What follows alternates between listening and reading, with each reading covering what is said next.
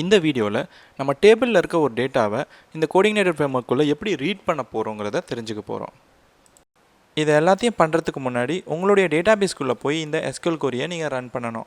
அப்போ தான் உங்களுக்கு ஒரு டேபிள் க்ரியேட் ஆகும். ஏன்னா இந்த எடுத்துக்காட்டை பண்ணுறதுக்கு இப்போ நம்மளுக்கு ஒரு டேபிள் தேவைப்படும் இல்லையா, அதனால தான் இந்த கொரியை போட்டு நம்ம ஒரு டேபிளை உருவாக்கிக்கிறோம். க்ரட்டுங்கிறது இந்த டேபிளோட பெயர்.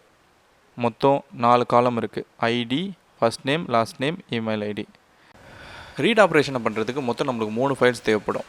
முதல்ல crud.php, ரெண்டாவது crud_model.php, மூணாவது display_records.php. இதில் crud.php ஒரு கண்ட்ரோலர் ஃபைல், அதனால் கண்ட்ரோலர்ஸ் ஃபோல்டரில் இருக்கணும். crud_model.php ஒரு மாடல் ஃபைல், அதனால் மாடல்ஸ் ஃபோல்டரில் இருக்கணும். display_records.php ஒரு வியூ ஃபைல், அதனால் வியூஸ் ஃபோல்டரில் இருக்கணும். முதல்ல நீங்கள் crud.phpன்ற ஒரு ஃபைலை க்ரியேட் பண்ணிக்கணும். அந்த crud.php அதுக்குள்ளே இருக்கிற crudன்ற கிளாஸ் ci_controllerங்கிற ஒரு கிளாஸை எக்ஸ்டெண்ட் பண்ணியிருக்கணும். இப்போ இதுக்குள்ளே நீங்கள் ஒரு ஃபங்க்ஷனை க்ரியேட் பண்ணியிருக்கணும். அதுதான் double_construct கன்ஸ்ட்ரக்ட். பேரண்ட் கன்ஸ்ட்ரக்டரை முதல்ல கால் பண்ணணும், டேட்டாபேஸை லோட் பண்ணணும், crud_model லோட் பண்ணியிருக்கணும். இப்போ நம்ம எழுத போகிறது ஒரு புது ஃபங்க்ஷன். டிஸ்பிளே டேட்டா தான் அந்த புது ஃபங்க்ஷன். நம்ம இங்கே crud மாடலை லோட் பண்ணியிருக்கிறோம். டேட்டாவை நம்ம crud மாடல்லேருந்து ரீட் பண்ண போகிறோம். அதுக்கு இந்த crud மாடலுக்குள்ளே இருக்கிற display_recordsன்ற ஒரு ஃபங்க்ஷனை கால் பண்ணுறோம். இந்த ஃபங்க்ஷனை கால் பண்ணோடனே நம்மளுக்கு டேட்டா ரிட்டர்ன் ஆகும். ரிட்டர்ன் ஆன டேட்டாவை நம்ம ஒரு அரே வேரியபிளில் டேட்டான்ற இண்டெக்ஸில் வாங்க போகிறோம். இப்போ இந்த டேட்டாவை நம்ம ஒரு வியூக்குள்ளே பாஸ் பண்ண போகிறோம். display_records அப்படின்றது ஒரு வியூ ஃபைல். இது இன்னும் க்ரியேட் பண்ணலை. ரெண்டாவது ஆர்கியூமெண்ட்டாக நம்ம இங்கே கொடுத்துருக்கிறது இங்கே நம்ம வாங்கின டேட்டா வேரியபிள். இப்போ கண்ட்ரோலருக்கான வேலை முடிஞ்சுது. அடுத்து மாடல் பக்கம் போல். மாடல் ஃபைலை நீங்கள் க்ரியேட் பண்ணியிருக்கணும். அதில் crud_model ci_model எக்ஸ்டெண்ட் பண்ணியிருக்கணும். இப்போ நம்ம ஒரு புது ஃபங்க்ஷனை க்ரியேட் பண்ண போகிறோம். display_recordsன்றது தான் அந்த மெத்தட். இந்த மெத்தடை உருவாக்குறதுக்கான காரணம் இந்த மெத்தட் தான் கண்ட்ரோலரில் இங்கே கால் பண்ணும் போது டேட்டாஸை திரும்ப கொடுக்க போகுது. இந்த டேபிளுக்குள்ளே இருக்கிற டேட்டாஸ் எல்லாம் இந்த மெத்தட் ரிட்டர்ன் பண்ணுற மாதிரி நம்ம பண்ணணும். crud this db get அப்படின்ற இந்த இன்ஸ்ட்ரக்ஷன் கீழே காமிக்கப்பட்டிருக்க மாதிரி ஒரு செலக்ட் கொரியை பில்ட் பண்ணி கொடுத்துரும். அது மட்டும் இல்லாமல் உங்களுக்கு திரும்ப ரிட்டர்ன் பண்ணும்போது ஒரு ஆப்ஜெக்டாக தான் அதை ரிட்டர்ன் பண்ணணும். நீங்கள் தான் அதுக்குள்ளேருந்து வரப்போகிற டேட்டாஸை ஆப்ஜெக்டாக அல்லது அரே டேட்டாஸாக ரிட்டர்ன் பண்ணணுமான்றதை முடிவு பண்ணணும். crud டேபிள்லேருந்து டேட்டா எடுக்கிறதுக்காக ஒரு எஸ்கியூஎல் கொரியை பில்ட் பண்ணிடும்.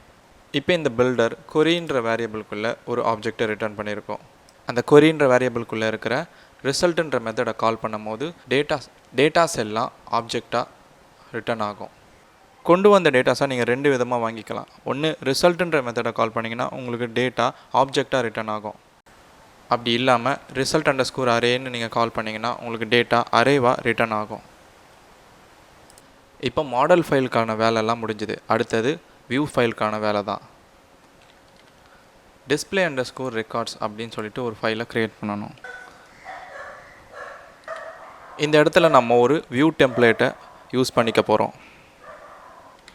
இந்த வியூ டெம்ப்ளேட் ரொம்பவே ஒரு சிம்பிளான வியூ டெம்ப்ளேட். இதுக்குள்ளே இருக்கிறது ஒரு டேபிள். இந்த டேபிளில் serial number, first name, last name, email ID அப்படின்னு சொல்லிட்டு ஹெட்டிங்ஸ் எல்லாம் யூஸ் பண்ணியிருக்கோம். அந்த ஹெட்டிங்ஸுக்கான டேட்டாவை கீழே நம்ம ஃபாரிச்சில் கொடுக்க போகிறோம். ஃபாரிச்சில் கொடுக்க போகிறது கண்ட்ரோலர் நம்ம ஏற்கனவே பாஸ் பண்ணியிருக்கிற டேட்டான்ற ஒரு வேரியபிள். கண்ட்ரோலர் அதை இங்கேருந்து வியூஸுக்கு பாஸ் பண்ணியிருக்கோம். இப்போ இந்த டேட்டாவை நம்ம ஃபாரிச்சில் பண்ணும் போது முதல்ல நம்ம கொடுக்கறது இந்த சீரியல் நம்பருக்கான டேட்டா. இதில் ஐன்றது சீரியல் நம்பரை ஒவ்வொன்றுத்தையும் கொடுக்கும். அதுக்கு ஐன்ற வேரியபிளுக்குள்ளே 1ன்னு நம்ம இனிஷியலைஸ் பண்ணி அதை லூப்பில் திரும்ப இன்க்ரிமெண்ட் பண்ணியிருக்கோம். அடுத்தது இந்த ஃபாரிச்சில் இருந்து வர டேட்டா.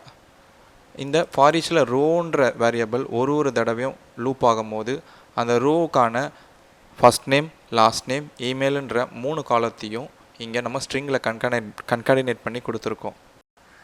நீங்கள் ஞாபகம் வச்சுக்க வேண்டிய விஷயம், நீங்கள் டேட்டாவை ஆப்ஜெக்டாக ரிட்டர்ன் பண்ணியிருந்தீங்கன்னா நீங்கள் ரோக்கு அடுத்து நீங்கள் யூஸ் பண்ண வேண்டியது ஆப்ஜெக்ட் ஆப்ரேட்டர் தான். ஒருவேளை நீங்கள் டேட்டாவை அரேவாக ரிட்டர்ன் பண்ணியிருந்தீங்கன்னா நீங்கள் வேல்யூவையும் அதே மாதிரி அரேவாக தான் எடுத்துக்கணும். இப்போ இதன் மூலமாக நம்ம இந்த டேபிளுக்கான டேட்டாஸை ஜென்ரேட் பண்ணிட்டோம். இப்போ எல்லா வேலையும் முடிச்சாச்சு. இப்போ அவுட்புட் நம்மளுக்கு சரியாக வருதா இல்லை எரர் த்ரோ பண்ணுதான்றதை செக் பண்ணணும்.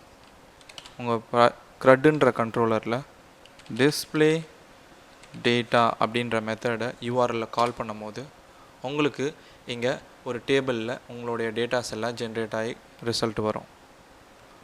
இப்போ நம்மளுக்கு இன்சர்ட் ஆகிருக்க டேட்டா ஒன்று தான், அது JVL கோட், அதுதான் இந்த டேட்டா. இப்போ இன்னும் 2 டேட்டாஸை நம்ம இங்கே இன்சர்ட் பண்ணியிருக்கோம். இப்போ அதை ரிஃப்ரெஷ் பண்ணி பார்க்குறோம். அதே மாதிரி 3 டேட்டாஸ் இங்கே ரிசல்ட்டில் வந்திருக்கு. உங்களுடைய ரீட் ஆப்ரேஷனை நீங்கள் இந்த எடுத்துக்காட்டு மூலம் பண்ணியிருக்கீங்க. அடுத்த வீடியோவை ஒரு டேட்டாவை எப்படி அப்டேட் பண்ண போகிறீங்கன்றதை தெரிஞ்சுக்க போகிறீங்க.